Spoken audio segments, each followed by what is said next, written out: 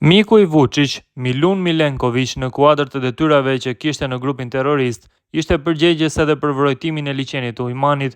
Ai ishte vendosur në një objekt afër kryqit të Kuq, ku përveç se ka bërë vëzhgimin e lëvizjeve të dyshimta, kishte të fshehur edhe një sasi armësh për luftë eventuale.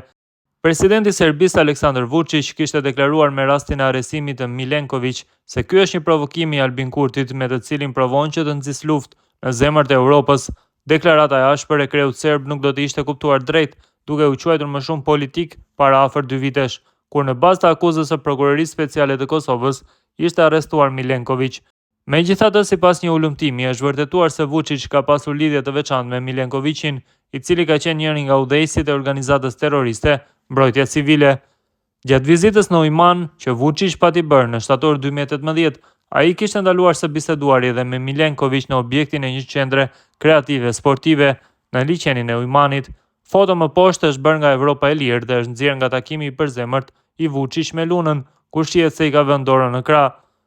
Madje sipas të përditshme serbe danas, objekti i Lunës, qendra për ekologji dhe zhvillimin e sportit në Zubin Potok, të cilën e hapi presidenti i Serbisë në fillim të vizitës së tij 2 ditore në Kosovë, nuk ekziston në kuptimin juridik. Megjithatë, edhe pse kjo qendër nuk është e regjistruar si person juridik, qeveria e Serbisë i ka kaluar asaj rreth 450.000 euro gjatë viteve të fundit.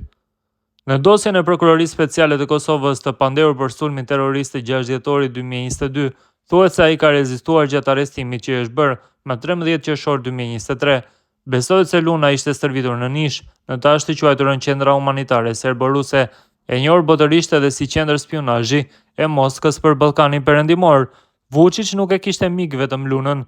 Ditën kur ishte takuar me Lunën, ishte pritur edhe nga Stevan Pavićević, i cili po ashtu njëri nga udhëheqësit e organizatës terroriste Mbrojtja Civile. Pavićević, përveç shumë sulmeve, ka marrë pjesë edhe në sulmin e majit të vitit 2023 ndaj paqëruajtësve të NATO-s në Zveçan. Danas ka siguruar një fotografi që e dëshmon pjesëmarrjen e tij në këtë sulm.